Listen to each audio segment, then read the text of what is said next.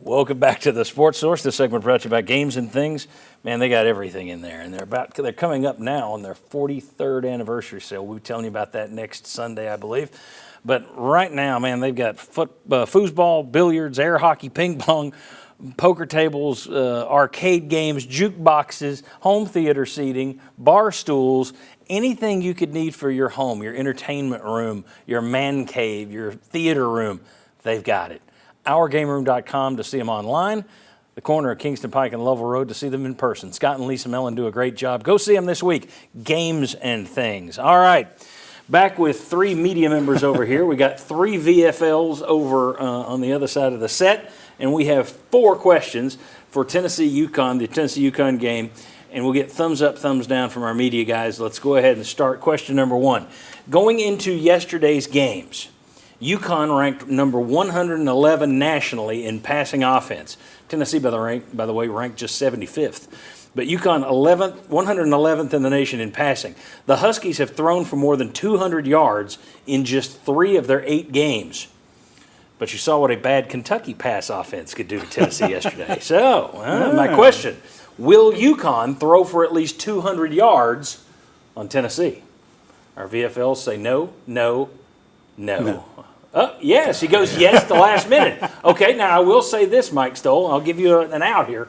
Austin Peay threw for 260 on him.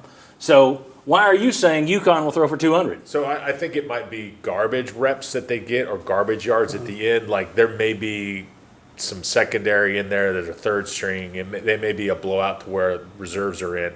That would be my thought why. Okay. Chuck, do you agree or disagree? They're going to throw for 200. I say they do, just based on at least one blown coverage. Okay. I'm going to say no because Tennessee will get garbage sacks. Okay, garbage sacks. All right. Before yesterday's loss at Boston College, UConn ranked number 105 in America in scoring defense.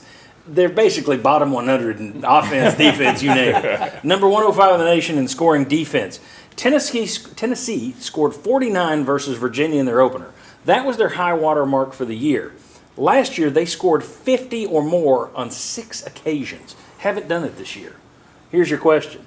Will the Vols hit 50 versus UConn? VFLs? Yes, yes, yeah. Negative again. Man, there's a new rain cloud in town. So how come? Why, Mike? I sat next to Will Overstreet. That's why it rubbed off on me. That's a lot of points. It's an early game. We haven't produced in the red zone. That concerns me. They'll beat UConn kicking field goals. They won't beat anybody else kicking field goals. Okay, well, they may beat Vanderbilt.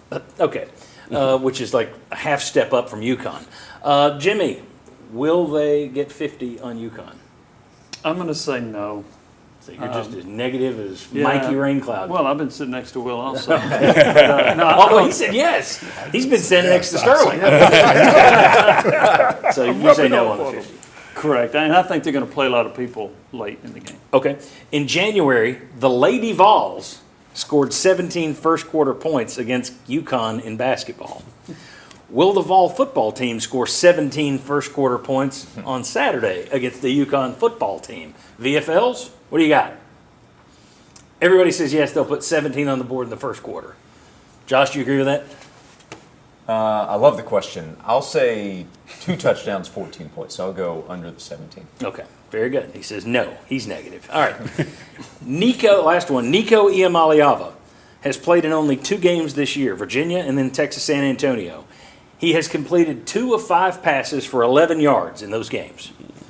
Next Saturday against UConn, will NIco Iamaleava put up better numbers than 2 of 5 for 11 yards? We got yeses all the way around. You guys all think he gets considerable time, enough to do more than 2 of 5 for 11 yards. Okay. We will hold you. Does everybody here agree with that? Or No, maybe one series. Okay. To me. Surely. Okay. Yeah. Very Don't good. call me Shirley. All right. Here's the final results of our poll. I tell you, we almost had a flip here at the end. He's done well, 73% for Joe Milton. So the vast majority of you are okay with Joe.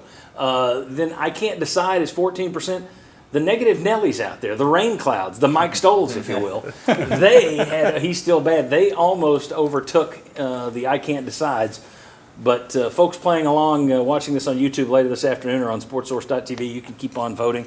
throughout the week whenever you're watching. All right, when we come back, the Cavaliers line, the leaderboard from last week, and how you can play to win a trip to the Smokies. Come on back on the Sports Source.